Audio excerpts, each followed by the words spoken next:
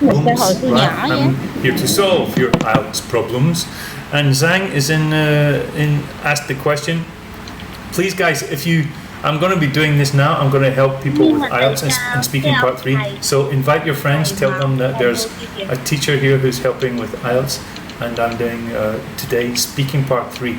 So this is the one that everybody finds really difficult. So please invite your friends, guys. Send me some likes. Follow me. Tell your friends to follow me. Okay.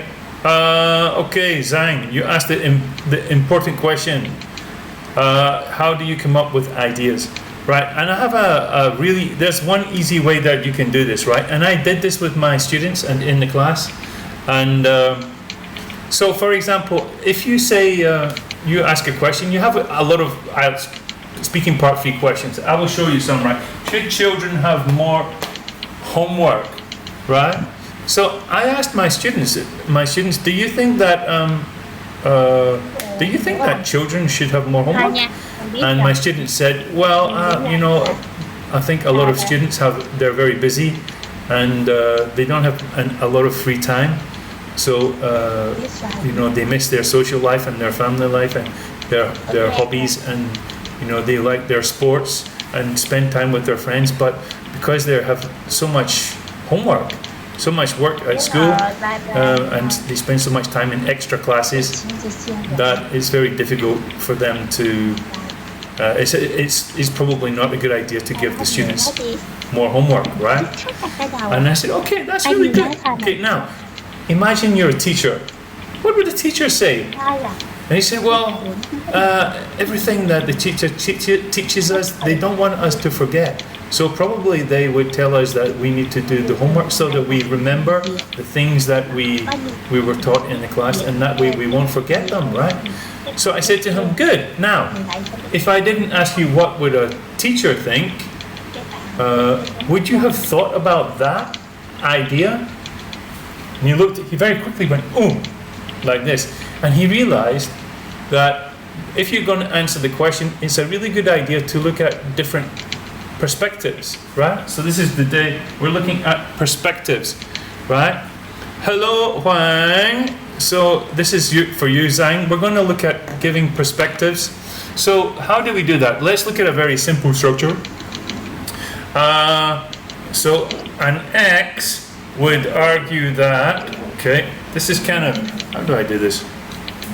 Like this? Oi, oi, oi. An X would argue that something. So a teacher would argue that, yes, we should give more homework so that the students remember. However, if you ask the student, they would probably say it's a bad idea because we don't have any free time as it is, right? We don't have time for our family, for our friends, hanging out, relaxing, being kids, being children, right? So that's it, guys. You have a little structure here, right? Now, this is going to work for any question in speaking part 3. So let's have a look at another question. Let's answer this question, right? Oh, we answered this question. Let's look at speaking part 2, right? Guys, welcome. If you're just joining us, we're looking at an easy way to think about ideas. One of the people one of my followers, Zhang, asked me, in speaking part 3, if I cannot come up with any ideas, what should I do? And I'm trying to help here now, right? So this is how I train my students. Guys, please send me some likes, follow me, invite your friends to come here. This is really useful, guys. If your friends are learning IELTS, they should come here and learn this, right? So tell them now, invite them to come, invite them, okay?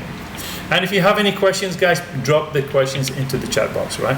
Let's look at another example, okay? Next example. So we've done the first one. Should children have more homework? What about this one? Is it better to work from home? Now you have to think about two perspectives. So tell me, guys, in the chat box, what would be the two perspectives? So in the first question, should children have more homework? We thought about students and we thought about teachers, right? Now maybe we could even think about parents is another one like that, or psychologists, something. But I think students and teachers is a good one. So who are the two different groups for this question? Is it better to work from home? So if you have any ideas, drop them into the chat box, guys. 2 ideas to answer this question, right? Is it better to work from home? So let's go back to our structure. Guys, you should write this down. An X would argue that something. However, if you asked a Y, they would probably disagree, right? They would say something different. Okay? All right. So we can extend this, guys. We can make this more interesting. This is IELTS speaking part 3, guys. I'm in Hanoi. I'm a teacher in Hanoi, IELTS teacher in Hanoi. And my students are from Vietnam. They're Vietnamese students. And they want to get a high score in IELTS. So that's why I'm here now, giving you some ideas about how to answer speaking part 3. Right? So tell your friends to visit, guys, to come here. Okay, now let's look at the next question, right? Guys, please invite your friends, tell them to come. Okay, the next question. Is it better to work from home? So you can see with the structure, well, an employer would argue that they can't control the time and the work of their staff, so and it's difficult to manage them, and maybe a lot of people would be kind of lazy. They would be watching TV. So yeah, it's probably better that employees don't work from home. However, if you asked an employee, they would probably say, well, I'd save time on traveling, right? And save money too, right? And so all of the time that I spend on travel could be used for my job. And that way I'll have more free time, and I can maybe have a longer lunchtime, and I can go and spend some time with my friends or my family and have a better quality of life, right? And that way I will be happier with my job. Okay, so guys, then you have 2 perspectives, right? And that makes it easier to answer the question, right? It makes it easier to answer the question. You just have to think of 2 different perspectives, right? Let me know what you think about this, guys, in the chat box.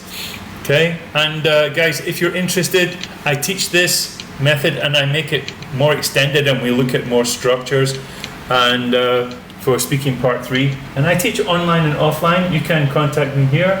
You can also contact me here or directly on TikTok, right? So yeah, so guys, please, this is a really good technique. My students love it, and I extend this technique and improve on it, and we practice it, and I get my students to record their answers and listen to their answers, and how can they make it sound more interesting when they're talking. But definitely, guys, this tactic makes it a lot easier to answer speaking part 3 questions, right?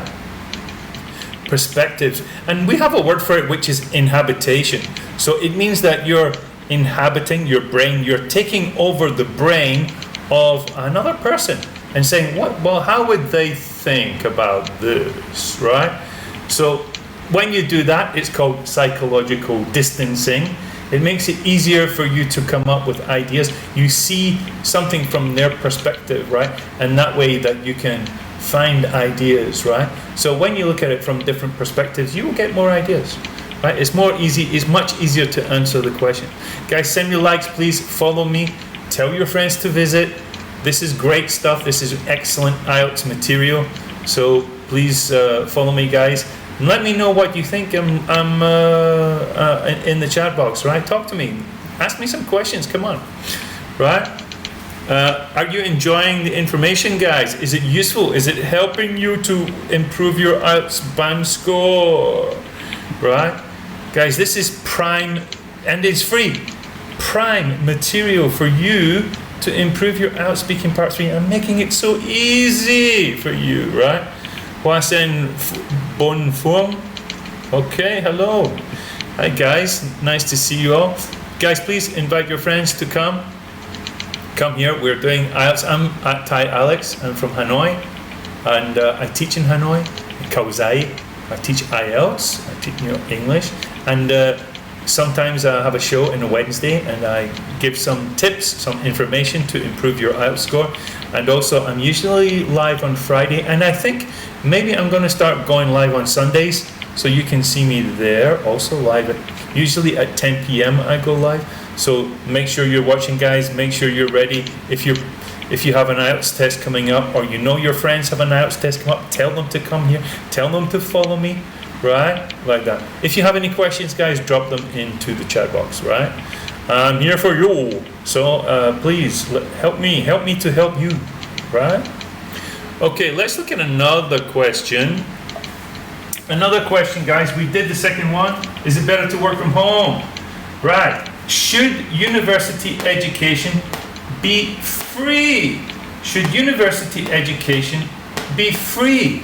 So now you need to think, who were two groups that would be important for answering this question?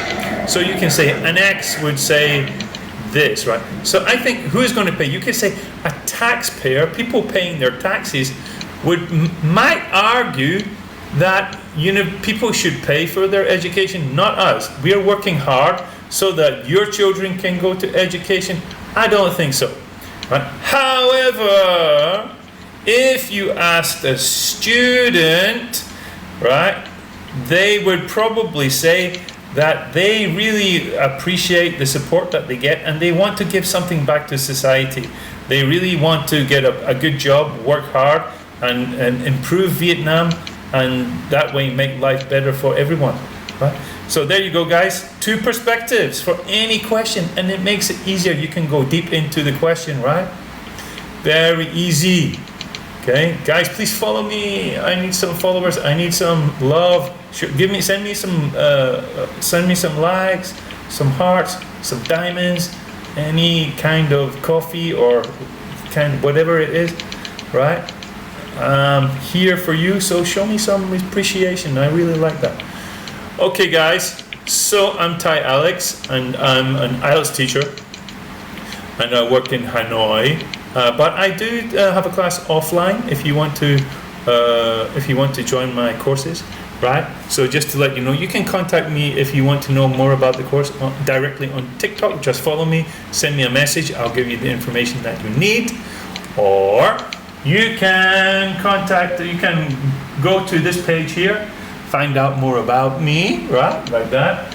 Or you can use this number here and send a message here, or even call. So send a message here, and we will give you the information that you need about that. Okay. So please, guys, tell your friends to come. Invite them now. Invite them now. We're having really useful, very important information on how to answer IELTS speaking part 3 questions, right? So if this is important for you, if you want to improve your English, if you want to get a higher band score, this is part of your journey, right? Okay, now let's look at another question. Guys, send me some information. Give me a question. Put a question into the chat box. Give me some feedback. What do you think about this? Is this helping? Is this going to give you... otherwise, probably I'll finish early, guys. So I'm looking for some... likes, and I'm looking for some follows, and I'm looking for more of your friends. Invite your friends. Invite your friends to come. If you know someone who's learning English, if they have an IELTS test, tell them. Invite them to come to come here now. Right? Invite them now to come here. Okay, let's look at another question, guys. So we did this one. We've had, should children have more homework? Is it better to work from home? Should university education be free? Next one. Should children spend less time on smartphones? Should children spend less time on smartphones? Okay, good question. Should children spend less time on smartphones? Well, psychologists would probably argue that a lot of children are getting addicted to their smartphones, and they're not developing social skills and proper relations and friendships and things like that. However, if you asked a young person, they would probably say that they get a lot of information from their smartphones, and they keep in touch with their friends, and because they can send quick messages, it means they can do more things like homework and things like that, and so that the smartphones are part of their life, it's not dominating their life, right? So there you go, guys. Simple structure to answer speaking part 3. How easy is that? Guys, I'm here for you, right? Now, how does this work? You have 2 perspectives, right? 2 perspectives. Let me put 2 here. 2 perspectives. When you have a question, you can start with one perspective and then a different one and show how they disagree with each other. So this is how I teach my students, guys. So, guys, come on. Do you have a question? Put into the chat box. Yeah, I'm here trying to help you, so I want some questions I can answer. Otherwise, I'm just speaking. And today I don't have my co-host, so my co-hostess, the beautiful co-hostess. So yeah, send me any questions, guys. Send me some likes. I need some likes. Please follow me. That's important. That's really important. And invite your friends to come and follow me. Right? I will probably do more on Friday and Sunday. More speaking part 3 tips and hacks to make your speaking part 3 question much easier to answer. I hope Zhang, if you're still there, you can tell me what you thought about mine. Is this going to help you answer the question? I hope so. All right. So guys, please send me some likes, follow me, ask me some questions, send me a gift, a coffee, something like that, right? Right? Okay. It's Wednesday and I've been writing all day and I come here to help you. So I'm looking for some love. I want some likes, right? Okay. All right, let's move on to the next question, guys. Next question. Is it better to live in a big city? Is it better to live in a big city? Now, maybe there's different possible groups here that we could use. I mean, if you're talking about living in a big city, you could talk about young people, old people, middle-aged people working, right?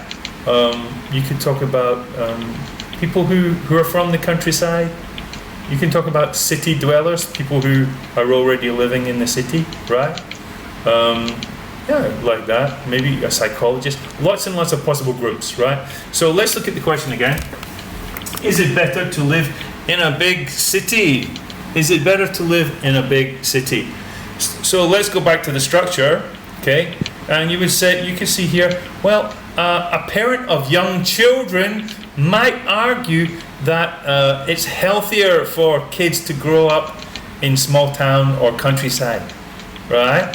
That way they can have fresh air, they're relaxed, they don't have to worry about horrible traffic, it's not too busy, their development is much better. However, if you asked a working family, like someone in their 30s or 40s, with older children, they might say that it's better to be in the city because they want their kids to be going to better schools, preparing for university, and they also have the chances of getting better jobs. So their standard of living will be much higher. So it depends on it can depend on the age of the family and the age of the people and things like that, right? So you can see here, guys, I've used this one structure to answer all of these different speaking part 3 questions, right? So it's a really, really useful, simple way to do it, and I would suggest that you practice with that one, guys.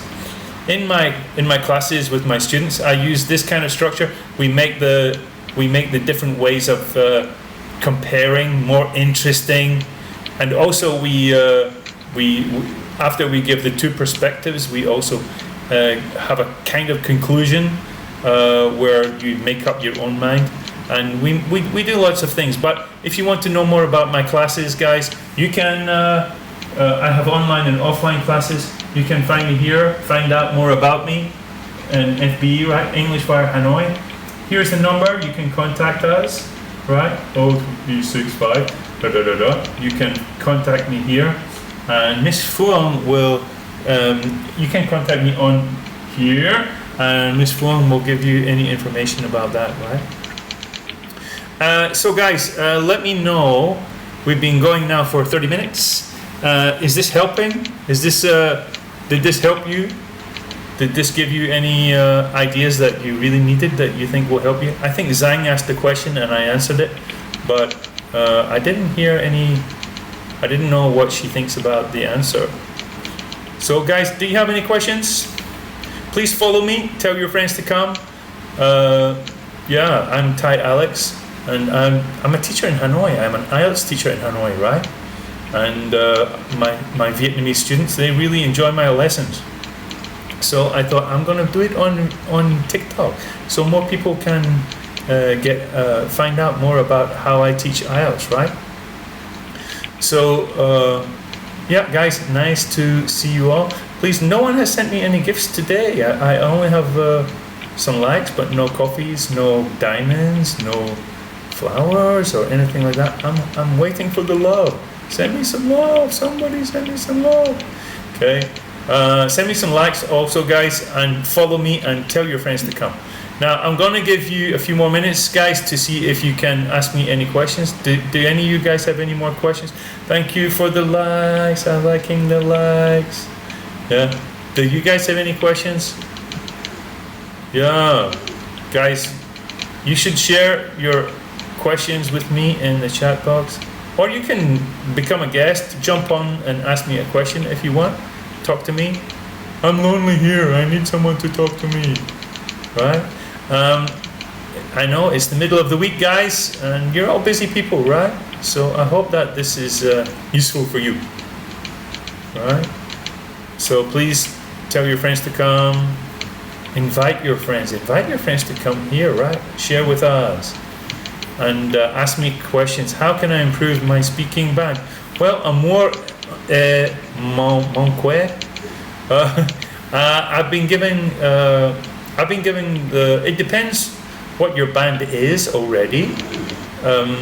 So I don't know what your band score is, but today I've been looking at IELTS speaking part 3 and how to improve your score there, right? So a lot of students they have a problem. They can't think of ideas when they're speaking. So I've been looking at how using different perspectives. This is like a tip or a hack or something like that that helps ideas come so that you can answer the question in a really good way and not feel too confused about that or overwhelmed, right? So I don't know, Amor at Monque, what is your problem? And is it 1, 2, 3? Do you have a problem with pronunciation? Do you have a problem answering the questions? What is your problem? If you can tell me, that would be helpful. Yeah? Alright guys, so please follow me, send me some likes. Thank you for the question, Amor, I really appreciate that. And looking at the perspectives again, guys, today I've been talking about an easy way to answer a speaking part 3 question, right? So this is very simple. It's having 2 different perspectives, right? Let me repeat one of them again, right? So here's a question. Should children have more homework? Should children have more homework? So I'm going to have 2 perspectives. Let's say teachers and students, or children you could say, right? Students. So we have a very simple structure here. I'm going to try and share this. I have it on my little whiteboard, right? So here's an easy structure. Well, you can say, well, a student would argue that having more homework is a disaster. They're already, the young people are already stressed. They have too many lessons. They're all day at school. They do evening classes.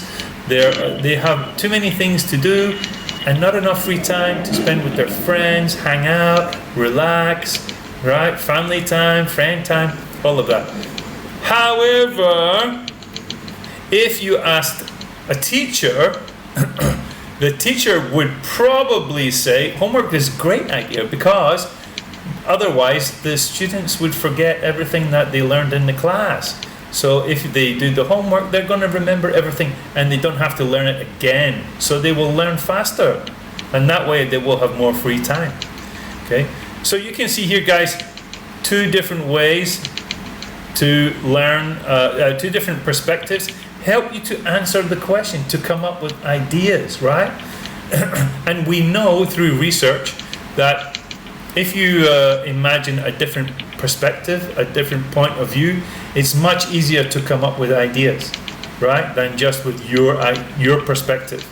Okay, so the two different perspectives help you to come up with more ideas, and that's going to help you answer your question.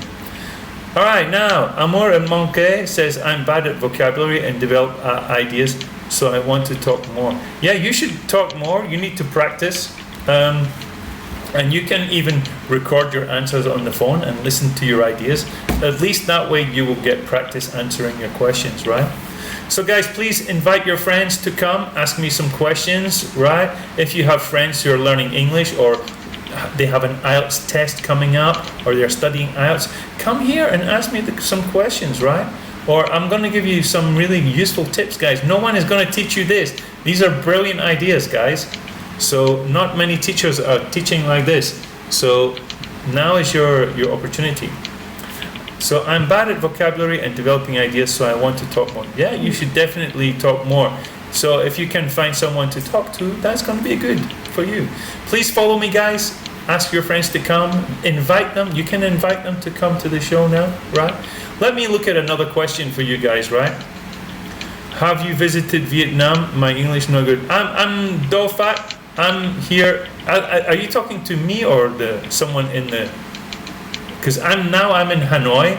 I'm a teacher in Hanoi near Khao Giai, and my students are Vietnamese, right? And I teach online and offline. You can contact us here if you want to join, and also you can find out more about me here fb.com English Fire Hanoi, right? So you can contact me.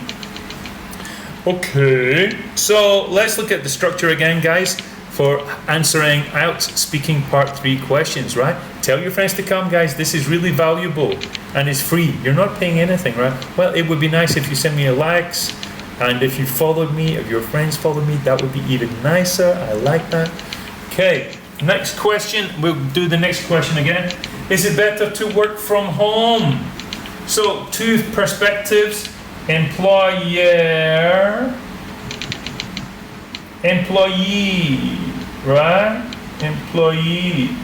Is it better to work from home? Okay, so now we're going to answer the question. So you can say, well, an employee would probably argue that working from home is better, especially if they live far away from their job, right? And that's because they don't have to spend so much time traveling. And that way they can do more work, and that means that they can also have some more free time, like usually a longer lunch time that they can spend with their friends and family, and they'll be happier and they will be more positive about their job. However, if you asked an employer, they would probably say, nah, that's not true. What happens is they don't really do the work. They pretend that they're working, but actually they're on Facebook looking or on they're on some kind of social media thing or watching the television, and it's difficult to manage them. So it's much better if they come to the office, right? So there you go, guys. Really easy way to answer Speaking Part 3 questions. And you have here just like this, a little bit of structure, guys, and that will help you to talk more fluently, more dynamically, that kind of thing, right? So guys, there you go. I'm Thai Alex. I'm a teacher in Hanoi, and I'm also a researcher. I have masters in pedagogy, and my students are from Vietnam. And I really like my students. I like teaching them. That's why I'm here teaching you now, guys, giving you some ideas. I'm hoping that you're going to ask me some questions, right?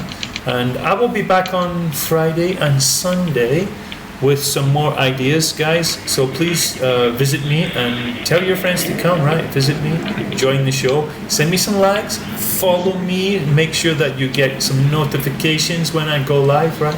My live shows are usually at 10 p.m. in the evening. That's because I work until 9, so I have to drive home and set up my laptop, my phone, and go live and chat to you guys. So 10 p.m. is when I go live at Outs Chat and Chill, and I really enjoy, especially when I have a co-host and we have some more fun. So guys, if you have any questions, contact me directly, right?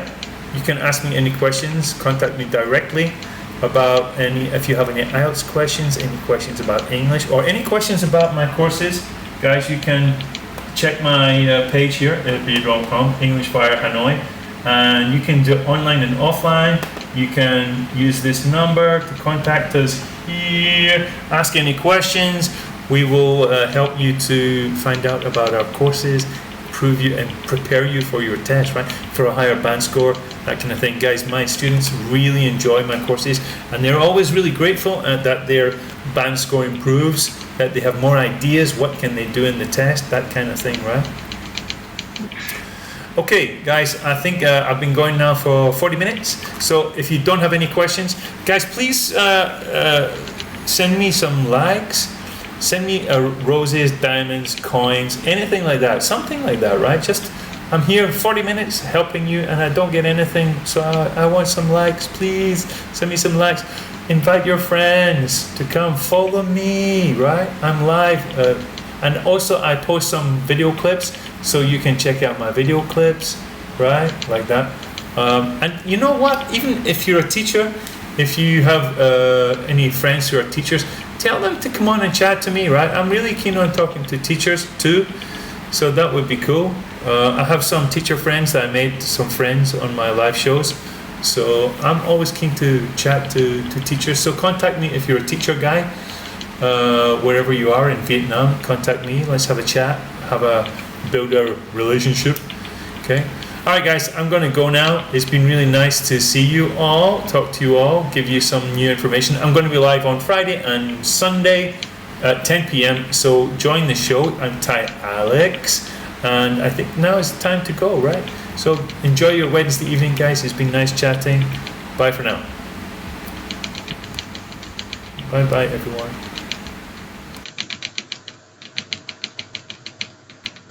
The M40 southbound is affected by a reported collision between junctions 12 and 11 in Banbury. In Scotland, the A701 at Parkgate is partially blocked in both directions after a collision.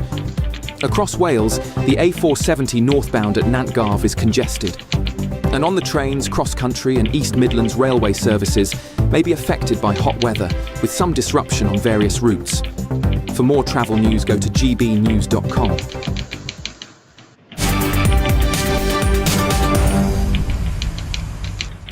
Welcome back. Time is 4:39. You're with me, Martin Daubney, here on GB News. Now, time now for the Great British Giveaway, and you have less than 2 weeks left to grab your chance to win 60 grand in tax-free moolah and a gold bar worth 5 grand tax-free in our Golden Summer Celebration. Here's Hayley Sparks with all of the details.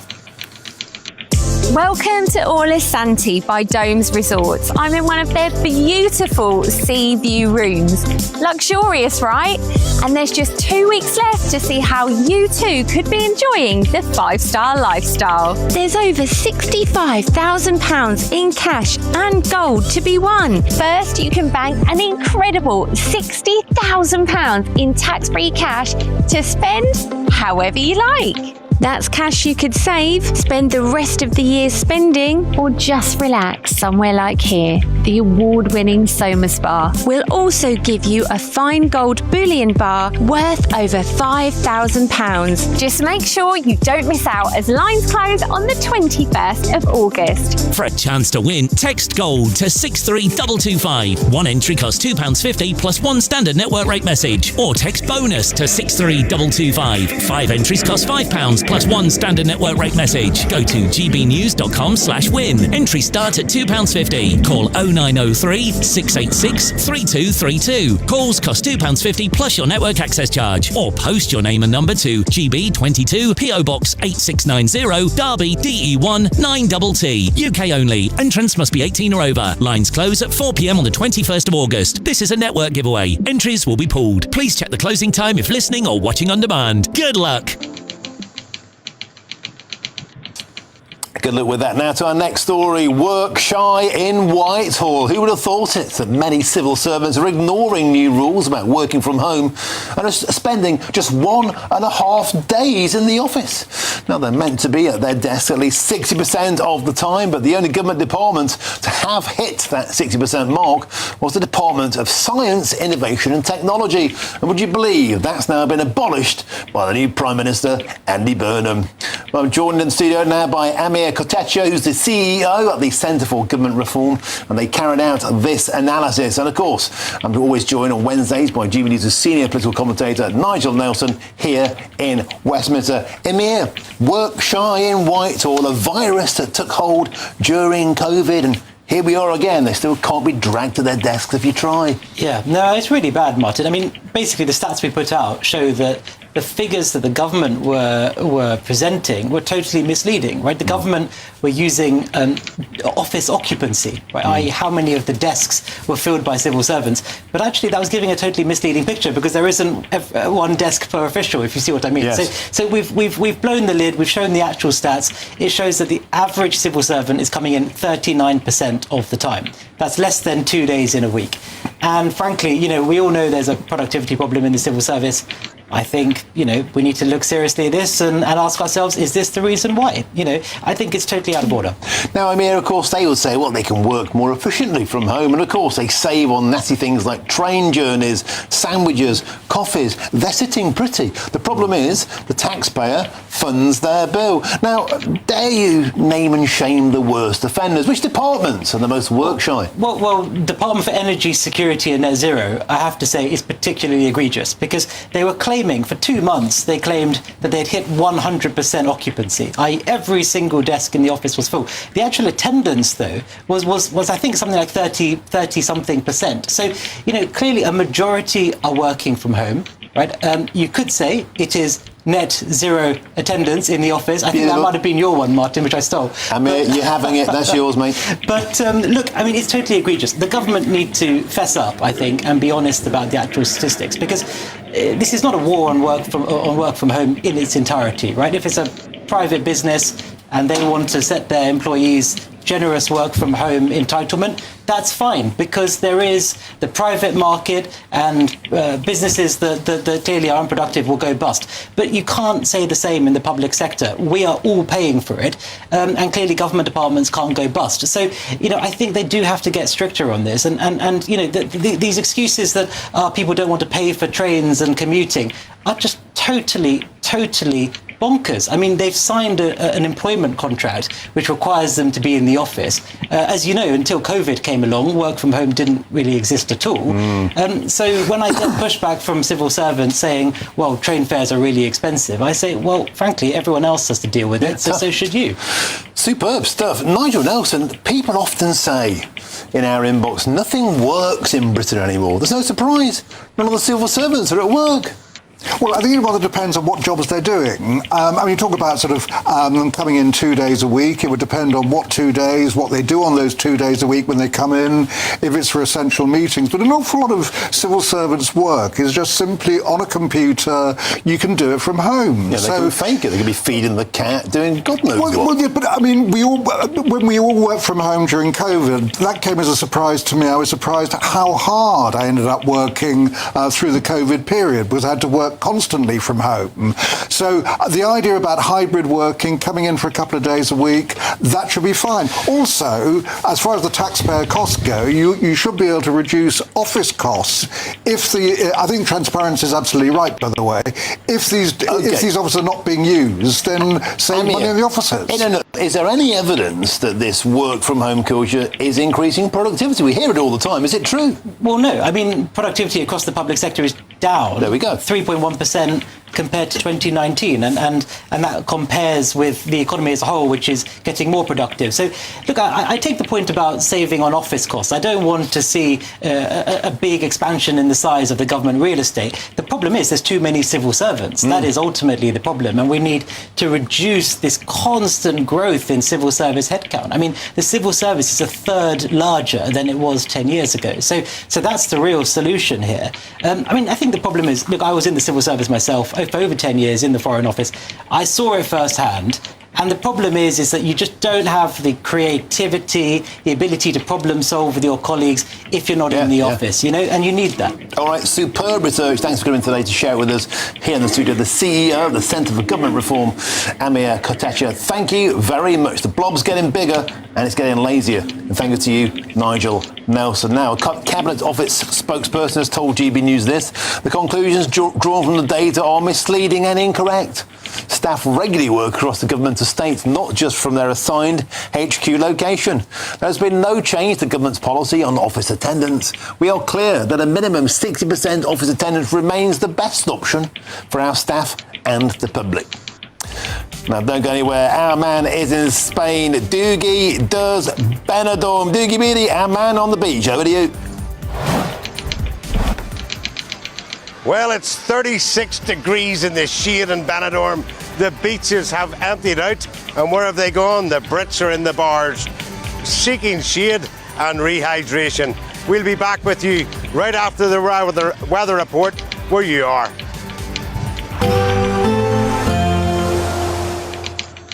Can't wait to get in that sea. Lovely and warm. Just like the feeling of having great travel insurance. All Clear Travel Insurance sponsors GB News Travel Destinations Forecast.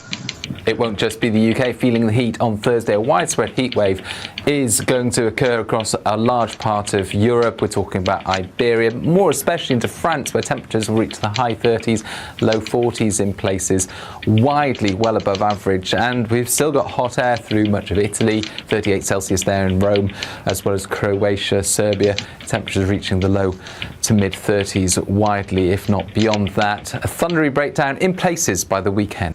All Clear Travel Insurance sponsors GB News Travel Destinations Forecast.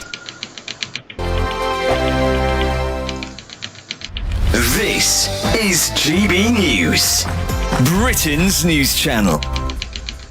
Morris, tell us exactly what is going to happen here this evening. So what we have this evening as part of the wider FLA Coming to Belfast programme is essentially 2 hours of Northern Irish Unionist Ulster Scots culture, dance, tradition and music. So we'll have got about a cast of 200, and like you said, we're covering flute bands, traditional fife and drum with lambeg drums. We've got a piper in there as well, a couple of Highland dance groups. We've just seen one rehearse there, absolutely fantastic, and some drum music from County Armagh as well. So it's 2 hours to do an absolute broad brush off the entire culture, and whenever you're trying to piece a show like that together, 2 hours just isn't enough. Of course, you yourself spent a lot of time as a drum major outside this, didn't you? I mean, you served. Yes, I did. I spent 23 years in the Household Division. I originally joined the Irish Guards, transferred to the Scots Guards. GB News, the People's Channel. This is GB News, Britain's news channel. Former NBA player Royce White says he's declaring for next year's women's NBA draft, claiming he now identifies as a female for the purpose of playing professional basketball. There he is on your screens. He's 6'8", he's massive, he's built like a brick, you know what.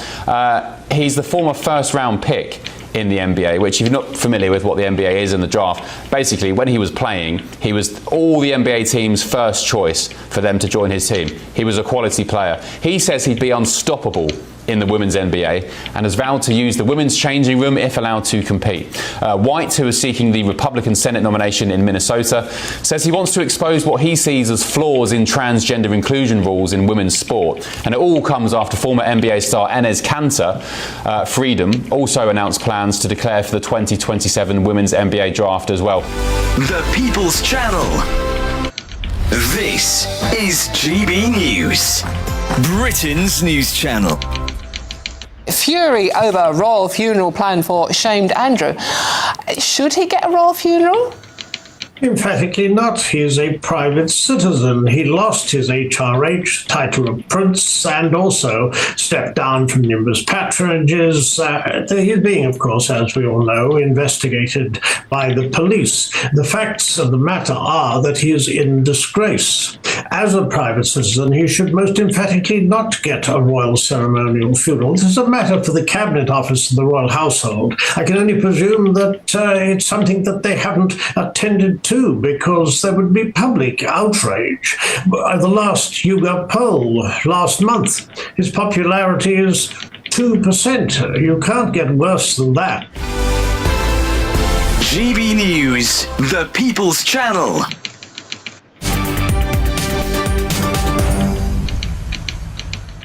Welcome back. It's 10 to 5 with me, Martin Daubney, here on GB News. Now, millions of Brits go to Benidorm every year. Our man Doogie Beattie has been joining them.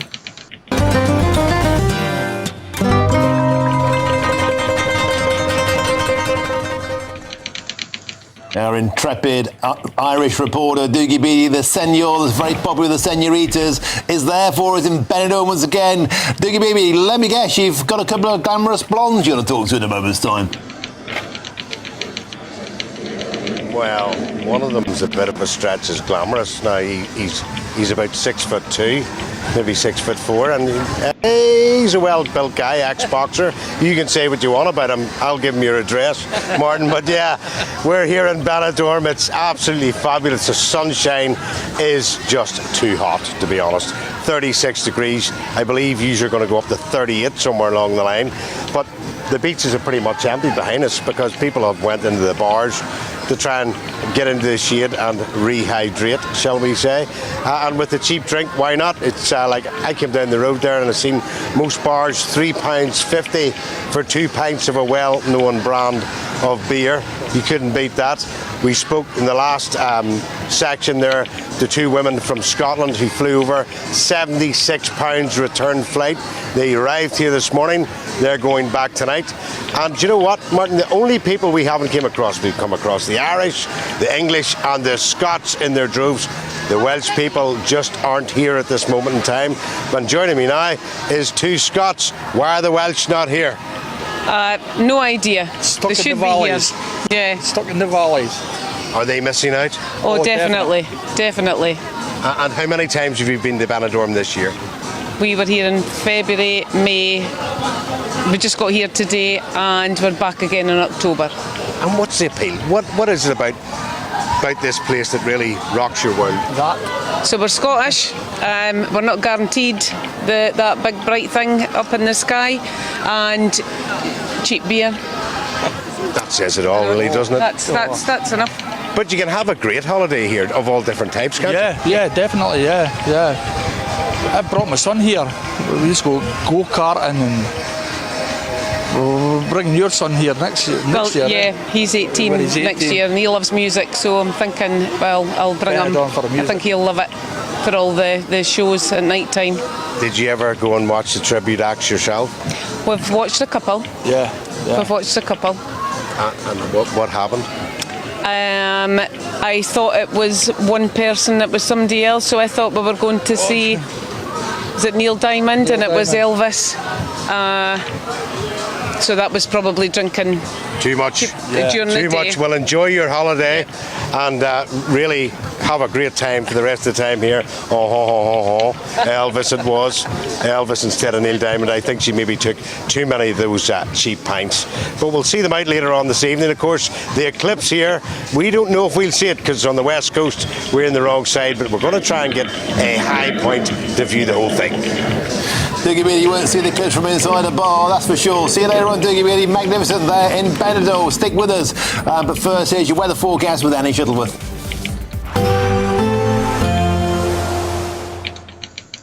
Expect warm spells with the odd rude interruption. Box Boiler sponsors the weather on GB News.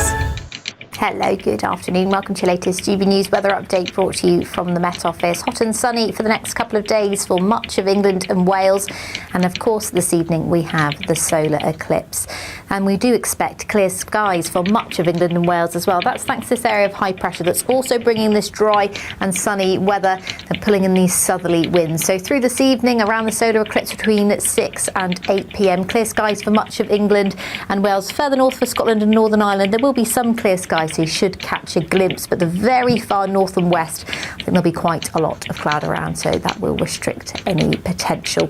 But it is going to be a warm night. Temperatures holding up above 20 degrees for some areas across parts of England, so a sticky night to come for many of us. And another very hot day on Thursday, particularly further south, but even across parts of eastern Scotland, temperatures will climb towards the mid to high 20s later on in the day. Meanwhile, further west, it's going to remain quite cloudy with outbreaks of some quite heavy bursts of rain through the day. You can see some of those showers already developing through Thursday morning. Elsewhere across the UK, a sunny and warm start to the day. The sunshine is going to be very strong indeed throughout the afternoon in particular. Temperatures are set to climb towards the high 30s, 36 to 37 degrees. We do have an amber extreme heat warning in force through the afternoon across parts of central and eastern England. That's where we're expecting the highest temperatures, but even surrounding these areas, temperatures are set to rise towards the mid 30s, so we'll likely see some impacts from the heat, so do take care if you are planning on being outside throughout Thursday afternoon. Cooler further north and west, that's thanks to this cloud as well as the rain that will continue through Thursday evening, particularly across the northwest. Turns a little bit cooler from the west on Friday as showery rain starts to spread into some areas. This weekend looks relatively dry. Bye-bye. Expect warm spells with the odd rude interruption. Box Boilers sponsors the weather on GB News.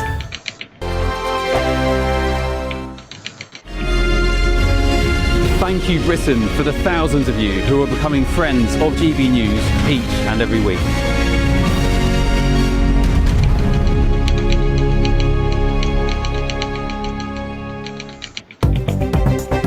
Good afternoon. This is the latest AI travel news from gbnews.com. The M5 southbound is affected by a report of collision between junctions 26 and 27 in Wellington. The M4 eastbound has a report of collision between junctions 17 and 16 in Swindon. The M25 clockwise has a lane closure between junctions 23 and 24 in South Mimms. In Scotland, the M8 eastbound off-slip at junction 4 is closed. Across Wales, the A470 northbound at Nantgarw is congested. And on the trains, cross-country and East Midlands railway services may be affected by hot weather, with some disruption on various routes. For more travel news, go to gbnews.com.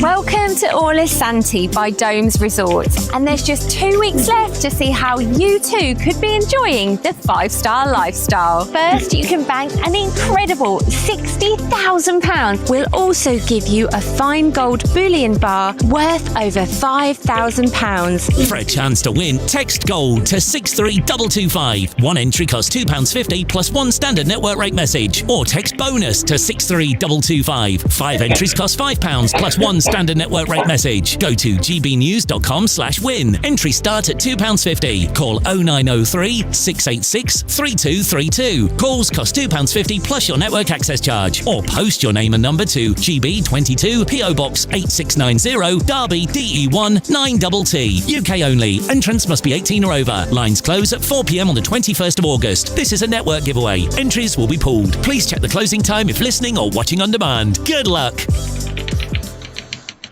At the stroke of midnight, the news doesn't stop, and neither do we.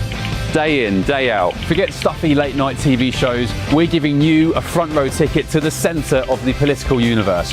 Because breaking news doesn't wait for the morning.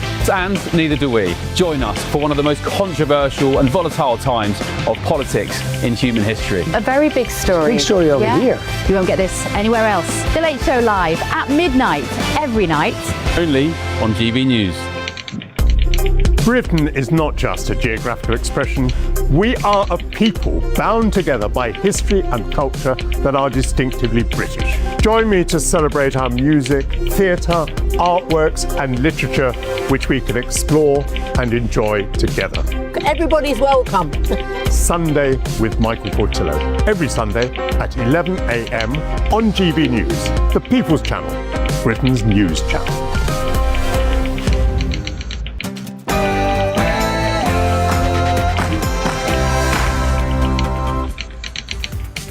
Very, very good afternoon to you, beautiful people, on this beautiful afternoon. It's 5 p.m. Welcome to the Martin Daubney Show for you here on GB News, broadcasting for you until 6 p.m. A cracking show awaits. Here's what's on the top menu today. Top story today, 50 furious top coppers write to the Prime Minister demanding PC Andrew Harper's killers are detained as a public petition nears 1 million signature. Also, as 13 asylum seeker hotels close. Today, Andy Burnham faces a righteous middle-class backlash after the Prime Minister tells GB News that affluent areas will have to share the pain of immigrant HMOs. The Prime Minister's holiday and his honeymoon period, they're well and truly over. Like Keir Starmer before him, events, dear boy, are completely eclipsing our new Prime Minister. And as the heatwave continues to take a grip of Britain, is Andy Burnham feeling the burn?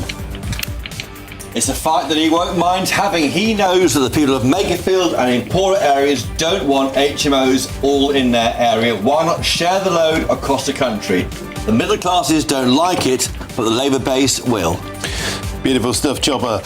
An exclusive analysis revealed by GB News Today has revealed that Andy Burnham has the worst record in history for dinghy arrivals onto British shores on single days, with a staggering 130 illegal immigrants landing every single day thus far. That's worse than Keir Starmer, that's worse than Rishi Sunak, and that's worse than Boris Johnson. Things are so bad, Mr Burnham has earned the dubious nickname Mr Mega Dinghy. The small boats crisis sunk Sunak, the Star Marder smashed Keir Starmer. Might the small boats crisis Muller Mr Mega Dinghy? And the serial sex monster Simon Levi was today jailed for life and will now die in prison. The one-eyed murderer and rapist smirked as he was sent down, leaving heartbroken relatives saying he destroyed our lives and we will never get over this. Surely now, heads must roll over why Levi was free to kill. Today's total solar eclipse will be the best since 1999. We'll tell you the best spots in Britain to cop your eyes onto it. Our national reporter Will Godley is in Greenwich Park in South London, and Jack Carson is down for us there in Falmouth. Let's go to you first, Will Godley. All eyes on the skyline of London.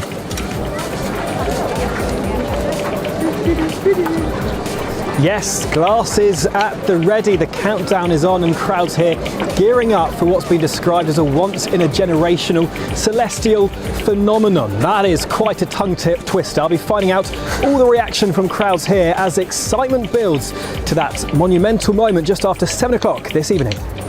Jack Carson down there on the coast where you've got the best view in Britain. Yeah, well, here in Falmouth, of course, it's going to be a 95% total eclipse of the sun. People are already flocking to the beaches here because before that, they're going to have an air show with Royal Navy parachutists. Don't know how they're going to get on as it gets a little bit darker, but join us here in Cornwall over the next few hours. Beautiful stuff, gentlemen. We're clicking off the time now. 2 hours and 10 minutes there to go until that eclipse. Thank you, gentlemen. Now, our intrepid reporter, Doogie Beattie, has been in Benidorm since Monday. He's still alive. He's having the time of his life. He even got his leg over last night, but don't worry, Mrs. Beattie. He was just taking no bull. Doogie.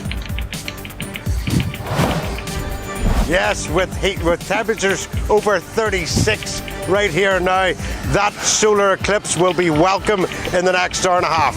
Brits have took themselves off the beach and into the bars for some really well needed rehydration. We'll have more throughout the programme.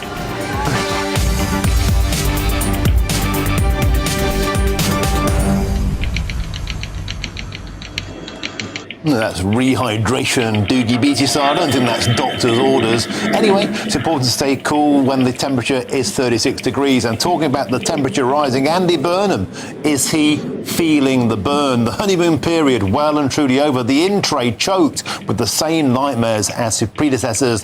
The dinghies are getting bigger. The problem is getting bigger. Fury over the early release of PC Andrew Harper's killers continues to mount, and as Chris Hope squeezed out of the new Prime Minister yesterday, fury erupting across the country. Middle-class communities expected to take their share of the HMO pain as 13 asylum hotels are closed today. I'm joined in the studio by the former Defence Defence Secretary Jeff Hoon for his take, and Chris Hope has finally showed up for a bit of work after faffing around through there on his podcast. Get into GBnews.com/your say is the way to do so. We'll scan the QR code on your screens now, but here's a talent can never be eclipsed. Tatiana Sanchez for your headlines.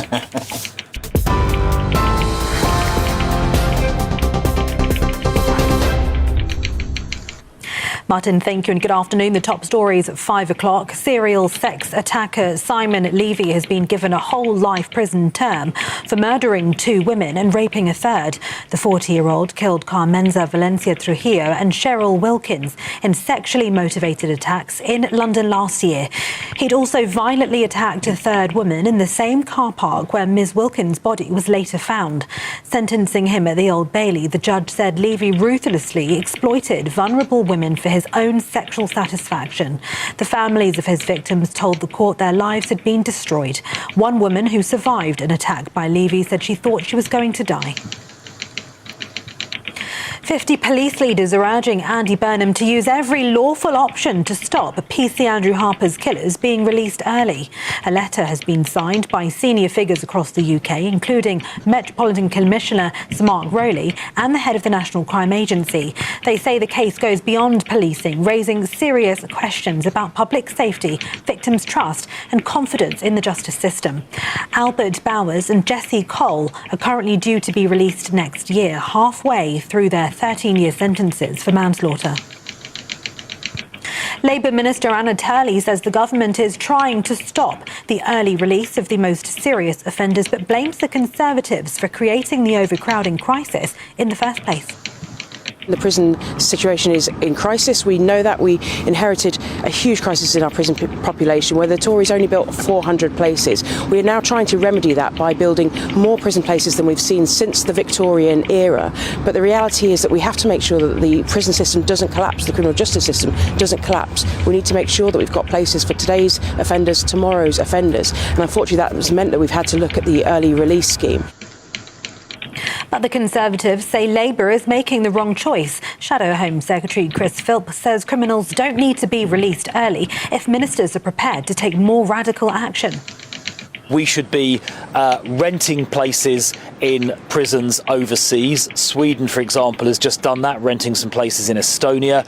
We should be kicking out a lot of foreign criminals who are in our prisons, either to serve the rest of their prison sentence in a prison in their home country, or if they're near the end of their sentence, just to be deported. Those are the kind of solutions that would work. We need to change the planning system so that prisons can be built much faster. And in the short term, we need prefabricated cells to be put up inside the perimeter of existing prisons. Cambridge University is now investigating how Professor Jason Arday was appointed after he resigned amid a plagiarism row. Professor Arday quit last week following reports alleging he plagiarised his PhD thesis and other academic work. The university says it will look at his appointment in 2022 and his time at Cambridge since then. Vice-Chancellor Professor Deborah Prentice has called the case an aberration, but says it should not be used to question the legitimacy of other senior academics at Cambridge. Elsewhere, a 32-year-old woman who'd been trapped under rubble for 36 hours following the 7.4 magnitude earthquake which shook Western Colombia has been rescued alive. Daniela Lago was pulled from beneath a collapsed building in the city of Pereira after a 10-hour-long rescue operation.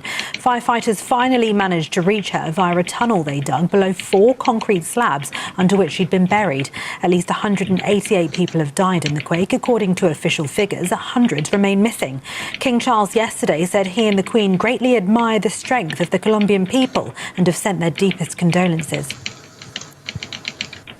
In other news, Andy Burnham says the government could ban disposable barbecues as extreme heat and drought leave parts of the country at growing risk of wildfires. The Prime Minister's chairing a Cobra meeting today with firefighters, farmers and NHS staff all under pressure from the hot, dry weather.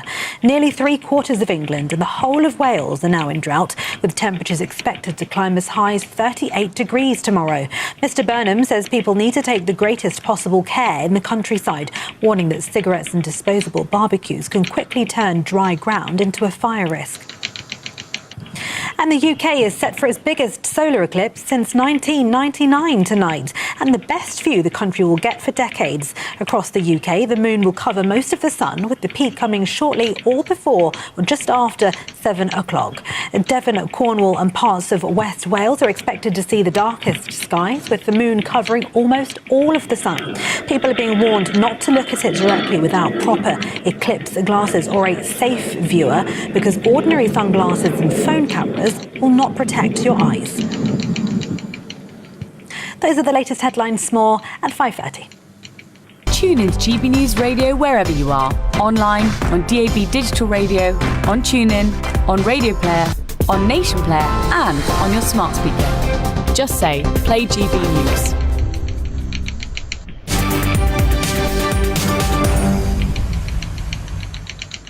Thank you, Tatiana. Now, as the temperature continues to soar, is Andy Burnham feeling the burn? Because we start with the problems that are mounting up for Andy Burnham in his in-tray.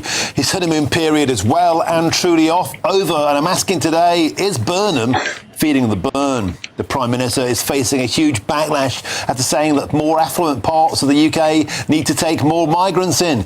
Labour has announced today that 13 asylum hotels are closing, but of course that means more HMOs and more asylum seekers will be stuffed into military bases and houses near you. Mr Burnham told GB News yesterday, our man Chris Hope, that all parts of the country need to play their part. I do have to say, we cannot have a situation where it's only the poorest communities in the country that receive, all of the dispersal of refugees and asylum seekers. I do believe all parts of the country need to work to play their part. It's a challenging issue. We're working at it. We understand people's concerns. Well, that video there, it set the news agenda, front page of the Telegraph, front page of the Mail. Our imitators, our poor rivals, we're using Chris Hope's footage there. It's caused a huge debate. I'm joined in the studio now by GB News presenter Chris Hope, and also delighted to say by the former Labour Party Defence Secretary Jeff Hoon. Jeff, you were last in power when there was a solar eclipse back in 1999. Let's move on to you, Chris Hope. You got the Prime Minister there in your crosshairs, and was it a gaffe? Was it a slip of the tongue? But he certainly caused a righteous fury in the provinces. Now Andy Burnham saying you have to brace yourselves. 13 hotels are closing today. They're coming to a street near you and an HMO. They are being dispersed into the community because hotels are the obvious pull factor for migrants in northern France. So they're going to go into our community. Now, where should they go? He's just come off the back of the Makerfield by-election. I was there in Ashton Town Football Club. He said he gets the problem of HMO Britain, he called it. Not HMS Britain, not a ship, HMO Britain, houses of multiple occupation. These houses bought up by private companies. They are overwhelming communities in poor areas. Taxpayers. On behalf of taxpayers' money. Yes, and they are often in poorer areas. The figures show the more likely to be in northwest England, where Makerfield is, and elsewhere. He's saying that isn't fair. Why should we have these HMOs in areas where the voters are? He's saying why shouldn't the burden be shared across the country? And in the meantime, he says he's going to eradicate the small boats crisis. He's gone further than Keir Starmer, who's going to smash the gangs. Rishi Sunak was going to stop the boats. We're back to where Sunak was. He wouldn't give us a timescale. He wouldn't say by the election, but he did say he'd eradicate the problem. I think if you're a Labour politician facing a reform threat, to say to the people who might go towards reform, I think there should be more HMO with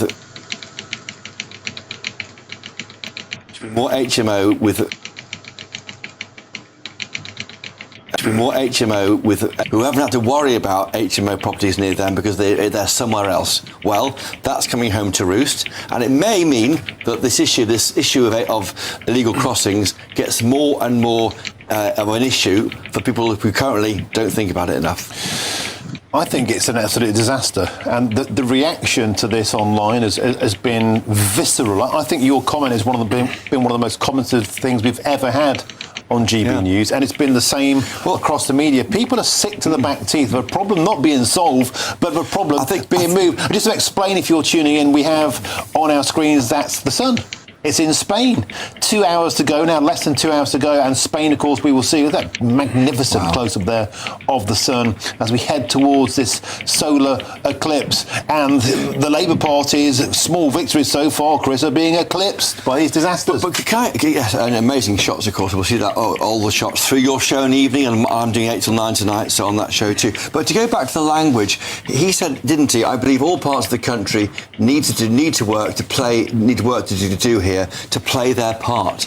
Now, the idea of playing your part with the migrants crisis, People don't want to play their part. No, they don't. They are angry and they are thinking, well, hang on, the government caused this problem by not securing the border. Conservatives, the main part of it, then Labour. Why should I play my part? I think that language there is what triggered the reaction. But I don't think they'll mind in number 10. This is an issue which needs to be addressed, and why should poorer areas take more than their fair share of this burden of looking after migrants? OK, Chris, just to repeat, live pictures on your screen there of the preparation, the sun readying itself for this full eclipse, incandescent, and that's the mood, I must say, of the rage across Britain about this shifting around of HMOs. The government, of course, has proposed moving 1,250 adult male asylum seekers into an ex-military base in the Oxfordshire village of Piddington. Let's cross live now to Piddington and speak with a local resident there, Jamie Perkin. Jamie, welcome to the show. It's a pleasure to have your company. And, you know, the constant narrative now from the Prime Minister is, well, every town in Middle England, every town across Britain could become the next Piddington. Would you like to tell the people watching this channel today, would you like to tell the Prime Minister's office how it feels to become a place like Piddington that must do its fair share and feel the pain of HMO Britain? Martin, thanks for having me. It's a really funny thing to be answering. I mean, playing our part and doing our bit for the country. I mean, I think we'd all be willing to do a bit more than perhaps everyone is doing at the moment if the government played their part. This isn't a case now of left wing, right wing, or rich or poor, or even in Andy Burnham's case, which I feel he's making it north against south. I feel this what we're being given here. It's just a case of right and wrong.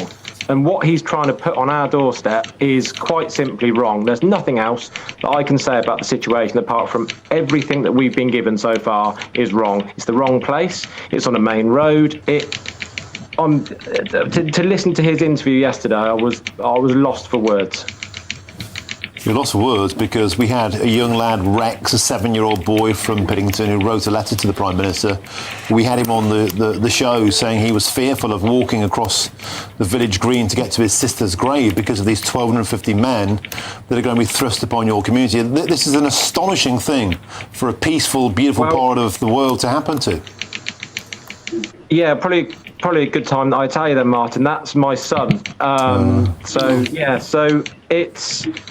naturally, it's a situation that we're going to have to deal with. You know, whether if this is thrust upon us or not, it's going to be something we're going to have to sort out. You know, if my son wants to go and visit his sister's grave, then we won't have the freedom to just let him walk down the road to it. You know, he's 100 yards from his sister's grave at the moment, it's got to the stage now where it's just right and wrong, and what we're being given here is, I read earlier from Anna Turley when she was doing her interview. She mentioned Blackpool. I think Blackpool, I did a bit of research. Blackpool, I think, has got about a 3% asylum seeker population compared to the population of Blackpool. What they want to put on us is 400%. You know, we are 330 people, so quadrupled what we have in our village, and that includes 46 children, quite a lot of elderly people.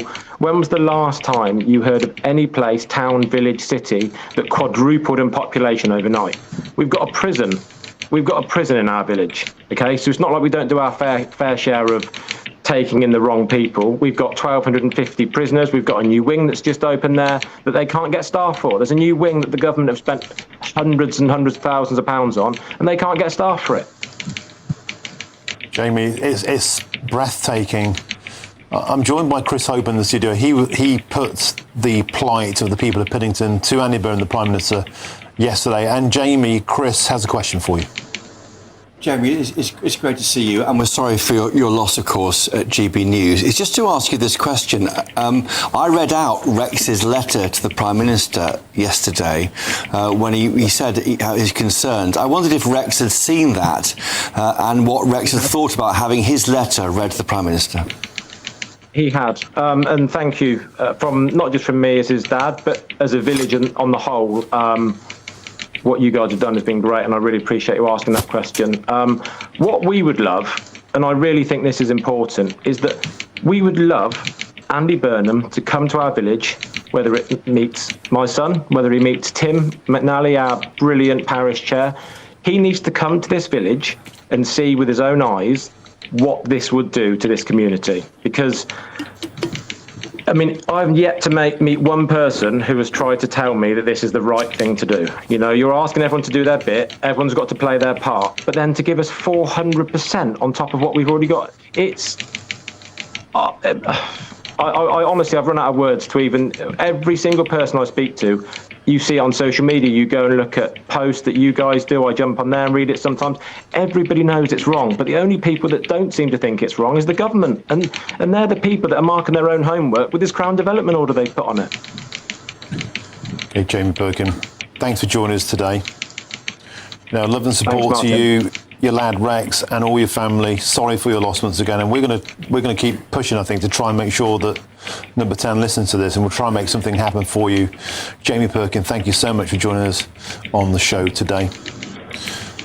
Live pictures on your screen there of course, the solar eclipse approaching in Spain. Let's get back to the studio. I'm joined by Jeff Hume, former Labour Party Defence Minister. Jeff, of course, Prime Ministers are faced with very, very difficult decisions all the time, and it's very, very hard to separate the humanity there, what's happening in Piddington, what happened to Rex, feels afraid to go and see his sister's grave. But the Prime Minister's got a problem. It's got a big problem, and it's one that people are utterly sick of now. The feeling that we can't control our borders, and the solution isn't to stop that happening, but to stuff illegal immigrants onto communities all across Britain. Well, the real solution to the problem that you've set out so eloquently is to reduce the number of people crossing. And the government's measures are beginning to have some effect. There's a 40% reduction this year on the number of people crossing, a significant reduction since 2022. The peak numbers came in 2022 under a Conservative government. So the government's measures are having an effect, and what we need to see are not only a reduction in the number of crossings, but also a speeding up of the asylum process to make sure that we don't have to find accommodation for this large number of people. After all, people protested right across the country about people being put in hotels. You made the point about the cost to the taxpayer of that. Putting people in army camps or former army camps actually saves the taxpayer an enormous amount of money. But they're not enclosed facilities. They can simply wander around these communities, causing fear and causing havoc. You talk about the numbers coming down. That's not true. The number of small boat arrivals under Andy Burnham has broken records. It's 130 a day have arrived under Andy Burnham's tenure. It was only 103 under Keir Starmer, 82 under Rishi Sunak, 50 under Boris Johnson. The mega dinghies are getting bigger. Andy Burnham's now being called Mr. Mega Dinghy in Whitehall. What I said was the number of crossings this year, and the number of crossings this year is 40% down so far compared to last year, and a significant reduction on the numbers since the peak in 2022. Now, clearly we've all seen that appalling photograph of a very large number, 230 people, I think, on a single dinghy. But again, all the indications are that that is because the government's measures are beginning to have some effect.